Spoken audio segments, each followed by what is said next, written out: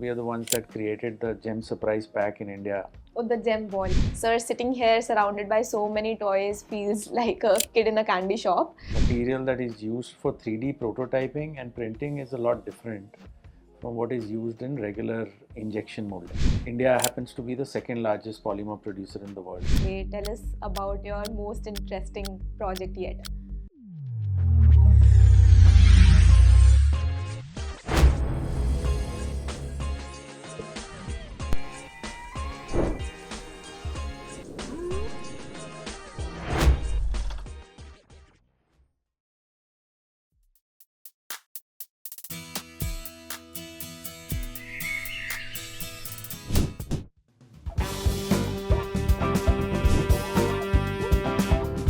Oh my god, that is crazy.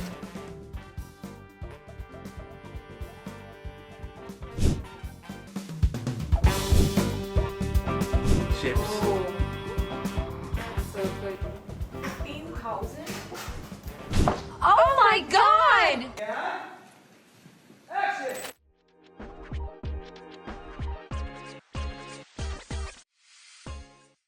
Hi everyone, today we are at Pramara Promotions Limited in Bombay, a 150 crore market cap company listed in the SME space.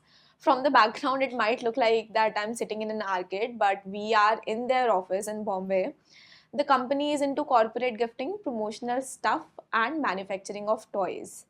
The manufacturing of toy space in India is still very small. We lag behind China by a huge percentage and huge margin. We have with us Rohit Lamba to discuss everything about the company, the sector, and the industry. Thank you for joining us today, Thank sir. you. Sir, sitting here surrounded by so many toys feels like a kid in a candy shop. So, what exactly does your company do? And tell us about your company's journey as well as your journey as a promoter. Okay. So, to answer your question, first I don't hail from a family owned business background. I started my business in the corporate world, and during those early years is where I saw this huge gap in the promotional space. Lack of innovative quality products that resonate with the consumers, and that's how I got into this business. That's how I got intrigued and I got into this business. And subsequently, obviously, I realized that there is a lot of gap again in creating having innovative toys available in India, uh, which are not really Chinese produced toys, and therefore I saw a great opportunity, and we ventured into the manufacturing of toys, quality, innovative products and toys. So this has been basically our journey, and that's how we forayed into this whole business. It's been 25 years, sir. It's been 25 years, and our next phase is also now to get into the OEM space, where Okay. we can also offer, using our existing manufacturing capabilities, to get into a diversified range of products that we can supply to our customers using our existing base, which is of international quality and repute. When did you debut on the exchanges? We debuted in September 23. Oh, very recently, one and Right, a half years. right. Okay. So, sir, while I was doing my homework, so I went through your website and I was inundated with a lot of things. So, on the website, there are sippers of Tang, there is a box of L'Oreal, and at the same time, there are cartoon toys of Doraemon, Bheem. So, what is it exactly that your company does? So, as I mentioned, one aspect of our business is to create innovative promotional products Okay. that can be given as a gift with purchase or a giveaway with big brands. So, how do you create products that are, our challenge is to create innovative products that can relate to the brand which is already existing on the market, and our offering needs to resonate with that brand and be good enough for the consumer. So, can you give us a few examples? So like you just mentioned, so if it's a licensed product, then we would create a Doraemon or a Warner Brothers or an Angry Bird kind of a property, and create a toy or a product line based on that license which our customer would have taken. if it's L'Oreal, then we are looking at again something which is more focused on the L'Oreal range of products. Okay. So it could be right from a nice fashionable pouch to a packaging solution. Okay. And similarly, as you mentioned, Tang. So Tang, when Tang was getting introduced in the Indian market, they wanted to give a product which would be relatable to the product itself. And Tang being a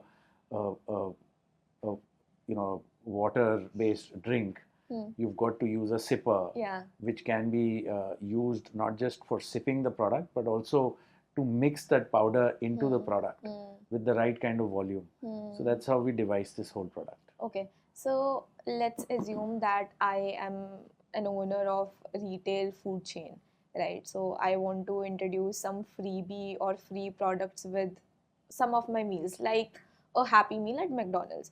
So what will the value chain look like? How will I place the order, or how will I approach you? Everything about it. Okay, so the value chain is simple, that once we engage with the customer, we understand what exactly do they wish to achieve out of this campaign. Okay. And basis that, we get into a designing stage. Okay. We design products. So we've got an in-house team, and we design and create innovative products. Once that is done, we get into the 3D prototyping stage. We develop 3D prototypes to give a look and feel of the size of what is being proposed, how it would look eventually if it's a 3D or a 2D product. And while we do that, we obviously do a commercial costing of the whole product. And then we make a subsequent presentation yet again to the client, showing them the actual 3D product and the costing of that product. And basis which we go on to the next level of approvals, and then we do mass scale manufacturing. So we produce the tooling, which is the molds which are required to produce these products. And then we get into mass scale production. Okay, so from what I understand, so we can segregate, or from your investor presentation, I got to know that there are 4 stages. You source the material, then there is production of mold, then you inject the mold, and then there's final product. So tell us about the raw material that is used in creating these products. Okay. So there are various polymers that I use. Typically, what we tend to use is ABS, polypropylene, which are good quality polymers, and essentially most of the products that we use are basically food grade in nature. And so these are the different kind of polymers that we use in producing our toys. So recently we interviewed additive manufacturing company in Bombay only. They are into 3D printing. So the raw material that they were using in their filaments were ABC and PLA pellets. And they said they are not able to source it from India, and they had to do it from Indonesia or Thailand. So do you face any problem like this? So the resins or the material that is used for 3D prototyping and printing is a lot different from what is used in regular injection molding. Okay. So injection molded material is again pellet based, yes, but these are produced locally within India, and of course as well imported from other countries. Okay. India happens to be the second largest polymer producer in the world. Okay. So companies like Reliance, IOCL, HPCL, etc., they produce all these polymers which are easily available in India.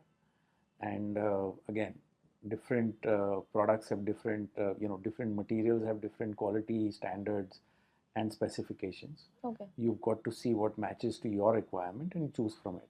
So for example, in our case, most of the products that we do have to be food grade. Okay. So the polymer that we use is food grade. Food grade meaning? So it's 100% food grade material. Okay. Wherein even if you are for example, if it's a child product and it gets into a mouth contact, direct mouth contact, there should be no reaction. There should not be any kind of adverse effect on it. So, sir, since you're sourcing the raw material from India itself, the costing that a 3D printing company bears and the costing that you bear, there'll be a huge difference, right? Because it'll be cheaper for you. You're sourcing it from India itself. So you really can't compare a 3D printing manufacturing or the 3D printing process to a large scale polymer processing. What happens is that 3D printing is more time consuming. Depends on the complexity of the design that you wish to produce.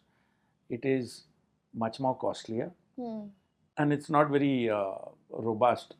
As in, it does not give you the strength of a product.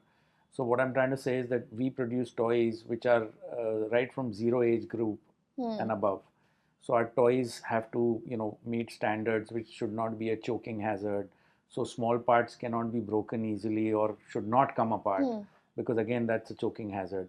So such products when we produce, we have to use high-end polymers which will help us to produce these products. Okay. And which is not possible in 3D prototyping. And also, a typical 3D print would probably, take you maybe right from 2 hours to 6 hours, depending, and even a lot more. And for us, once we've made the molds, we in a span of say 8 to 10 hours could have produced easily over 10,000 pieces and above. Yeah. So the two different manufacturing processes really aren't something that you can compare. Okay. So do you have any product in this shelf where we can compare a product made from 3D printing and from the traditional plastic printing? So everything that we, like I said, whatever we devise, we create a 3D print of that. Once we've designed it, we print it to see what we have actually created. So for example, if you look at this, now this is a 3D printed concept. Okay. Right. So we print it to see the look and feel, the size of the product. And again, this product has been made basis the size which has been given to us or what we have discussed with the client. So once we produce this 3D print, if you look at this, and this is the actual print, this is the actual plastic molded product. Okay. And so the color combinations, the printing effect, those are not, that is not something that can be, you can't have the same aesthetics. Exactly. Exactly. Okay, so that is good to know. Coming to the molding part of it, that is the second stage in your value chain. Sir, what percentage of the final product contributes to the mold production? Cost, if we take the cost basis. Just the mold itself? Yeah, mold itself. So the mold, again, depends on the complexity of the mold, depends on the cavitation of the mold. Cavitation being how many pieces do you wish to produce in a day, which again depends on the quantum, the time frame of that particular project that we are working on. So those are all the aspects that get into a designing of a mold. In terms of a cost perspective, if you ask me, a mold would be maybe around 6 to 8% of the entire Just project cost. Okay, yes. Okay. Because once you've made the mold, the key is the polymer which gets into the product. Yeah. And then the different printing aspects, the other aspects which could be ultrasonic welding, could be spray printing.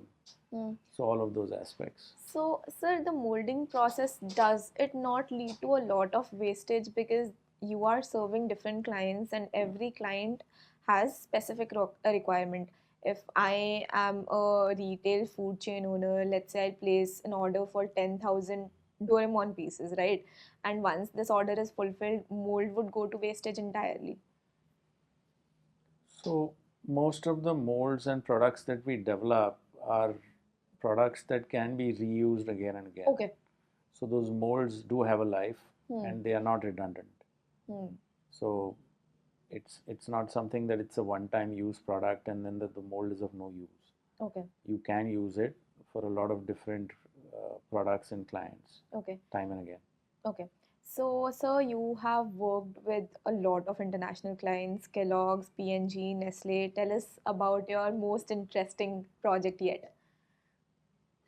So that involved a lot of creativity, maybe.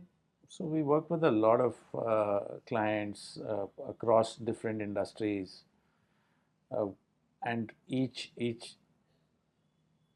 program that we engage with, with these clients is more, each is more challenging in its own ways, and the next one is probably more challenging than the previous one that we've executed. Okay. So there are multiple examples that I can give you. Right from, say, for example, a recent one that we did where we had to create a complete glow in the dark range. Okay. So each product, and there was a multitude of offerings. So we had to do 8 to 9 different products. In each I had to have a glow in the dark concept, and so creating that whole range within the budget of the customer, to having each product being more interesting than the other and being a collectible in nature was a huge challenge, and we executed that very effectively. So you must be having some MOQ, right? Minimum order quantity. So we usually work with about 10,000 pieces as an MOQ. Okay. Of course, most of our programs run into millions. Okay. But yeah, 10,000 You as are an doing MOQ. 15 crore products a year. So, our overall, so if you create one product which has multiple components added to that, that gets added to that whole volume. But typically, yes, we currently we produced almost about 200 to 300,000 units a day. Okay. So have you ever worked with Kinder Joy? No, we haven't. We work with Mondelez, Cadbury's, and we are the ones that created the Gem Surprise Pack in India. Oh, the gem ball. Correct. Okay. So, Kinder Joy got into India and started eating a bit of the market share of Cadbury's. Okay. And they wanted to create a similar product which has a surprise package in it. So that's how we basically, as an agency, devised the surprise pack for them. Okay. So Cadbury could have gone to any manufacturer, right? China, India. How did the process look like? Did you approach the Cadbury or Cadbury approached you? Like, how do you bag these international orders? So we've been associated with Cadbury's for now over 2.5 decades. Okay. And so yes, the Gem Surprise Pack was part of that challenge. So they obviously approached us because they knew of our capabilities as a company. But how do other companies, or how do we reach out to them? It's the promotional business is a little complicated in the sense that big brands usually wish to work with companies that have the capability and experience to execute such promotional campaigns on a large scale in a very cost effective and time effective manner. Because at the end of the day, their brand or their product is what is giving this free giveaway along, it goes along with that brand. And you do not want to tarnish that brand image if the product that is going along with this is inferior in quality or is not delivered on time. Okay. So these are very important aspects which large customers always have in mind when they select vendors. Okay. So do you only deal in B2B space, or are you planning to go into retail segment as well? Or you already are dealing in retail segment? So, like, I see a lot of products like this. I have seen this in a lot of small shops that are there in the malls. And yeah, I have seen this a lot. So we have, obviously we work with large corporates and we develop these promotional toys, and we have forayed into a retail line as well. We have our own brand called ToyWorks, which is now going to be making serious inroads in the Indian retail space and internationally as well. Because everything that we are designing is from that standpoint that it should have an international audience. The product quality and the standard needs to be not just to meet Indian standards, but anybody and everywhere in the world should love it. So, on the lighter note, I think the perceived value of toys is increasing these days, because the other day I was just comparing Kinder Joy and Lindt chocolates that are one of the most premium chocolates in the world. So a package of Kinder Joy costs like 50 rupees for 20 grams, and half of that 20 gram is chocolate and the other part is just toy. So that makes the chocolate 500 per 100 grams. At the same time, Lindt chocolate is just 450 rupees per 100 gram. So people are ready to shell out premium cost for just the toy part. Have you seen such trend coming up in India?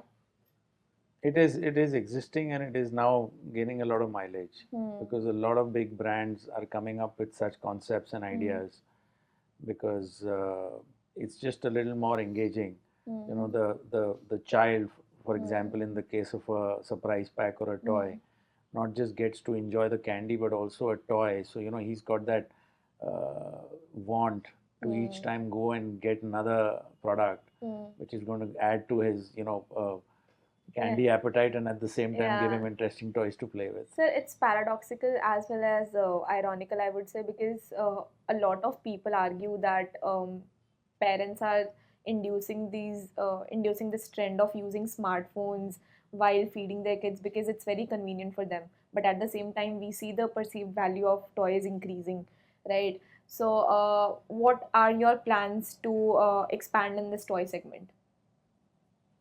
So, I mean, in terms of expansion, our vision is very clear. Like I said, one is that we wish to devise and create innovative products and toys that have an international quality standard. Uh, and that's one of the reasons that, you know, we do not wish to engage into just copying or creating products which are, you know, those typical Chinese toys that you see in the market, be it a remote control car or, you know, a drone for that matter. We want to get into a toy space which is more engaging. So preschool toys, learning toys, a little more just innovative and engaging at the same time playful. What is the age group that you are focused on? So today, you know, to the best of our ability, what we think is that kids of today's age play, you know, the age group is about 1 to 5, 7 years at best. Beyond that, they get into, you know, the digital space. So we are targeting that age group, and we are creating innovative line of products around that age group. So do you do any electronic products? Because so if we look at the market share, China is the majority shareholder in this toy segment, 80%, and India stands at only 0.3%. Hence, the government's vision to make India a global toy export hub, right? And they have allocated a certain amount in the space too. So, why is there such a parity? Because I've heard the lack of innovation and modernization is what is keeping India behind. Yeah, so China's had an head start as a manufacturing factory to the world, which we are trying to play catch up with. Lot of incentives, lot of facilities being you know, offered to the Chinese factories, and used to be a low-cost country sourcing option, which is not the case anymore. India now is making great strides in this domain with the whole Make in India, you know, and with the entire infrastructure, like you said, in this budget also they have announced these all these incentives and all these facilities, when provided, should make a great space for us as Indians to move into this and capture a larger, not the entire, because that will take time, but a certain fair share of the market. And you know, with us, for example, as a factory, you know, we have that infrastructure and capability already in place. So we are actually making great strides in the international markets and engaging with a lot of these customers who are now very pro us. And that's how we are going to grow as a company as well in the next 2 to 3 years. Okay, sir. So it said that a child has developed most of its brain by the age of 7 or 8. So have you developed any product yet that is not electronic but at the same time very innovative and learning based? So we are in fact focused on that age group. So, you know, that those early years where there is a development in process is the main space that we are focused on. So we are devising and creating innovative products that actually play a role in that. So we do a lot of such products. So so for example, if you look at this as a toy, you know, it's of course it's a licensed property. It's got all the finishing that you would want. At the same time, it has a pullback concept. So if you pull it back, usually what happens is when you pull back a car, it goes ahead. But here we've got a rider on top or a driver on top. The moment you make him sit on it, the car flies ahead. That is very innovative. Yeah. So these are the innovations that we constantly work on. Okay, so you have in-house innovation and R&D team? Yes, we've got product designers, toy designers, product engineers Okay. who do the mold designing, everything in-house. So more than, from what I understand, more than an aggregator, you are an agency. So if a company were to approach you and say, I want to do this in this Diwali campaign, you'll do anything. You'll do everything from idealizing, making the product and rolling it out in the markets, right? Yes, end to end. Okay, so you have, coming to the financials, you have been consistently improving on the margin side of it. You had like 9% few years back, and now you are sitting at 15%. Coming to your order book, you have like 25 to 30 CR order book by September 2024. When can we see this order book materializing in the revenues? So if you see just the September numbers that you mentioned is almost 30% of our revenues. previous year's revenues. So therefore we have made that progress, and this year's numbers will see the transformation, and you will see a huge improvement. Year on year we are growing, and we continue to make strides in that aspect. So this reminds me, a friend of mine is into corporate gifting, right? And they work with certain international clients. They are into leather products, and the biggest problem that they face is, so when you work with these international brands, they have very different payment, I would say, payment structure as compared to Indian brands. They take like 6 months, 3 months, depending on the order execution. Hence, a high requirement of working capital. Do you face any such problems? So we have been, right from the inception of this company, we have been working with large corporates who have these extended credit terms. So most of our customers have credit terms of 90 days to 120 days.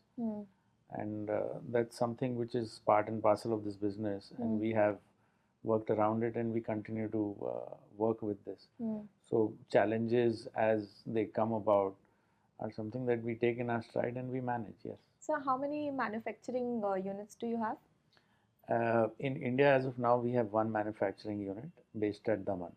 Okay, and you are planning to do a capital expansion, right? Yes. What are your plans for that? Tell us everything about it. So we are in the process of coming up with a new factory, okay, which is in line with our international standards that we already have in our existing space, but a much larger space with more machinery to help us foray into, like I said, because the OEM space is where our next focus is. And for all of that, we just need a more larger manufacturing setup. And that's exactly what we are working towards. So we hope to have this factory sometime by end of this year to be in operations. Will this expansion be funded through internal accruals, or do you plan to raise debt or raise capital in the market?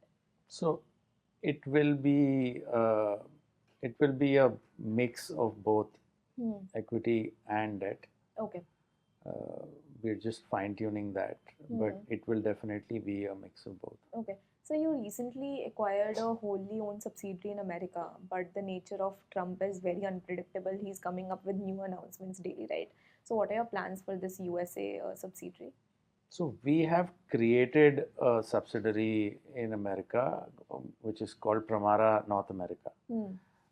The reason behind having this subsidiary is because we wish to expand our operations and business across the North American region, and for which we wanted to have a local presence. Okay. So the whole idea behind the subsidiary is to have a local presence, and then to expand into probably also supply chain, wherein we could probably get into warehousing as well, which is very essential and something that North American companies look for in their suppliers. Okay. So that would be an added offering from our end, which will make things easier for these large business houses that we are engaging with. So this brings me to the question, what percentage of your revenues come from exports? So currently our revenues as of this year would be pegged at about maybe 10 to 15%. Okay. But in the next 2 to 3 years, that number would jump to about close to anywhere between 35 to 40%. Oh, wow. So you are focused on exports going forward?